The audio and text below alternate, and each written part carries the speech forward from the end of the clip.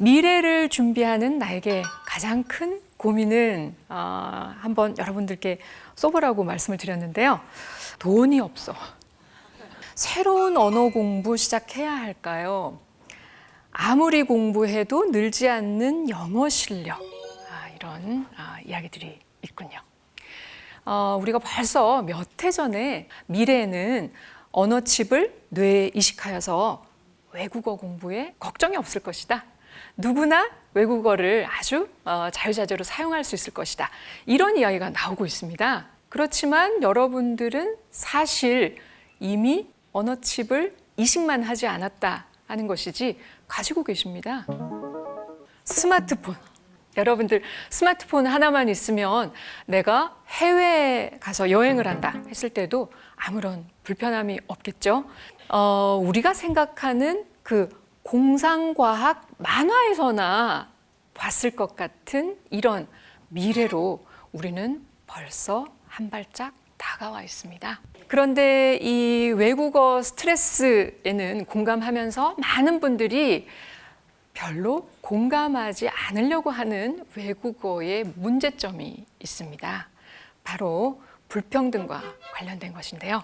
외국어를 잘한다면 그 사람은 더 높은 지위에 올라가야 할 것이다. 더 임금을 많이 받아야 할 것이다. 5살, 6살 어린아이들도 놀 시간이 없습니다. 영어도 해야 하고요. 요즘은 중국어도 해야 한답니다. 한자도 해야 하고요. 너무 바쁠 것 같습니다. 그런데 그렇게 되는 이유의 이면에 무엇이 있을까요? 많은 학부모님들께서는 바로 여러분들께서 방금 동의해 주셨던 자, 우리 아이는 빨리 외국어 해야 해. 그리고 우리 아이는 더 높은 자리에 올라가야 해. 라고 생각을 하기 때문에 아이에게 너 외국어 잘해야 돼. 이렇게 자꾸만 강요를 하게 되는 것입니다. 그런데 이 외국어가 갖고 있는 이 불평등이라고 하는 것은 사실 우리가 외국어를 잘하는 사람이 있다면 그 사람이 해야 하는 진짜 역할은 서로 통하지 않는 두 문화, 이 이질적인 두 문화를 연결해주는 역할을 하도록 해야 하는 것인데요. 방금 우리가 했었던 이 이야기를 곱씹어보면 외국어를 잘하는 사람들이 오히려 계층 사다리를 만들고 있는 것은 아닌가, 이런 걱정이 듭니다. 바로 개인 간의 문제가 되겠고요. 또 이 다른 언어를 사용하는 언어 간의 불평등 문제도 매우 심각합니다. 사실 한국 문학 가운데에서 외국어로 번역이 된 문학 굉장히 적습니다. 아마 여러분들도 번역이 된 문학 작품이 무엇이 있는지 기억하고 있을 정도가 될 텐데요. 이처럼 언어 간의 불평등 문제, 이것도 실은 굉장히 심각한 수준입니다. 그렇다면 언어칩이 개발만 된다면 우리는 개인 간에 겪고 있는 불평등 문제라든지 아니면 언어 간에 나타나고 있는 이런 불평등 문제를 잘 해결할 수 있지 않을까요? 자, 그런데 불행히도 우리는 이 언어칩 이식이 우리에게 밝은 면만 가져다 주지는 않을 것이라고 생각합니다. 틀림없이 뭔가 저게 좀 부작용이 있지 않을까? 아니면 저게 나중에 오히려 나를 위협하지 않을까? 이런 두려움을 느끼게 되지요. 자, 그래서 우리가 이런 문제 때문에 도대체 이 언어칩 이식 나라면 할까? 하지 말까? 이런 문제까지도 생각해 보게 되는데요. 실제로 우리가 언어칩을 이식하게 되는 그런 시대가 오게 되면 언어칩 이식을 해야 된다라고 적극적으로 주장하는 세대와 그렇지 않은 세대로 나뉘게 될 것입니다. 그리고 언어칩을 통과한 저 언어가 과연 얼마나 진실된 것일까? 또 저 언어가 누군가의 조종을 받은 것은 아닐까? 이런 걱정을 하게 되는 그런 시기도 틀림없이 오게 될 것입니다.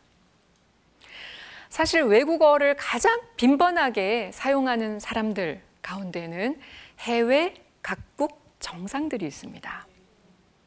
자, 이분들은 해외 순방이 굉장히 잦지 않습니까? 그러면 이분들도 외국어 스트레스를 받을까요? 사실 일반 사람들만큼 그렇게 큰 스트레스는 받지 않을 겁니다. 왜 그렇죠? 통역사, 그렇죠? 언어칩이 없어도 당대 최고의 통역사를 대동할 수 있습니다. 이처럼 이분들이 당대 최고의 통역사를 대동할 수 있는 이유는 뭐죠? 그래도 된다라는 권력을 부여받았기 때문입니다. 권력이 있는 사람들 혹은 경제력이 충분한 사람이라면 언어칩이 굳이 없어도 의사소통을 하는데 큰 문제가 없는 것이지요. 자, 그런데 우리가 외국어 스트레스가 그렇게 큰 이유는 뭘까요? 이런 권력이나 아니면 남다른 경제력이 없기 때문입니다. 자, 우리가 언어칩 이식이 보편화되는 그런 시대를 한번 떠올려 볼까요? 스마트폰보다 더 앞서간, 그러니까 언어칩을 이식한 기계인간이 막 걸어다니는 이런 시대가 되겠죠.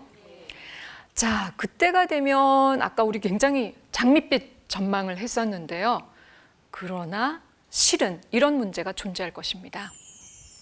수천만 원, 수억 원 하는 언어칩도 얼마든지 장착할 수 있는 사람과 100만 원짜리도 장착하기 어려워서 쩔쩔매는 사람, 아니면 다른 사람들의 감정까지도 생생하게 느끼는 그런 언어칩을 가지는가 하면 언어칩은 꿈도 못 꾸는 이런 사람들도 틀림없이 있겠지요.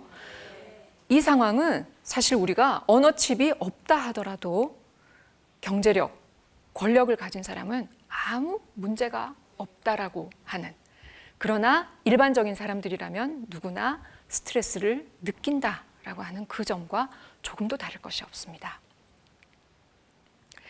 자, 우리가 본 차이나로 잠시 예를 들어보려고 합니다. 본 차이나 하면 유럽을 떠올리실 겁니다. 차이나는 차이나를 뺏긴 거죠. 자, 그 이면에는 19세기 초 서양 각국에서 본 차이나를 개발하기 시작했을 때 중국 황실에서는 그것을 무시했습니다. 왜냐하면 차이나는 우리의 것이고 우리가 가장 잘 만들고 우리 많이 할 수 있다고 믿었던 겁니다. 그런데 결국 본 차이나 산업의 종주국이라는 패권은 유럽이 쥐게 되었습니다.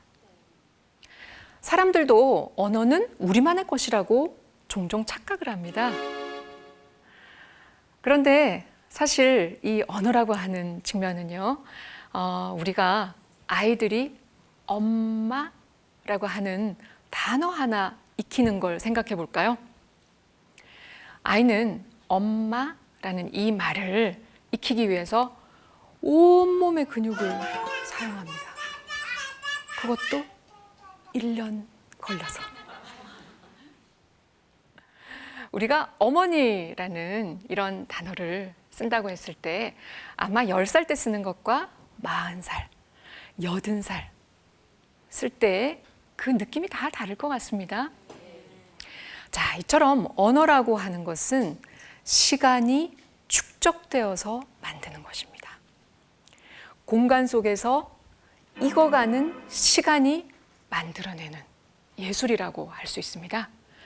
그런데 언어칩이라고 하는 것, 또 언어칩을 장착한 기계인간이라고 하는 것은 인간이 언어를 익히고 또 인간이 언어를 가르칠 때 들어가는 그 시간이 익어간다라고 하는 매우 중요한 과정이 생략되어 있습니다. 안타깝게도. 자, 우리는 언어칩의 본격 개발 시대를 앞두고 있는데요. 그렇다면 우리가 지금 해야 할 일은 무엇일까요? 중국이 차이나의 종주국이라는 그 패권을 빼앗긴 것처럼 우리가 지금 현재 이미 우리 앞에 온 이미 시작된 미래인 이 언어칩의 개발에 대해서 들여다보아야 합니다. 관심을 가져야 합니다. 그렇지 않고는 누가 무엇을 어떻게 만들고 있는지 우리는 아마 언젠가는 이런 시기가 오겠지. 누군가가 가져다 주겠지. 그러나 그것을 맞닥뜨렸을 때 우리는 너무나 보잘것없는 그런 존재가 되어버리고 말지 모릅니다. 자, 그렇다면 우리 언어칩 시대 이미 시작된 미래라고 제가 말씀을 드렸는데요.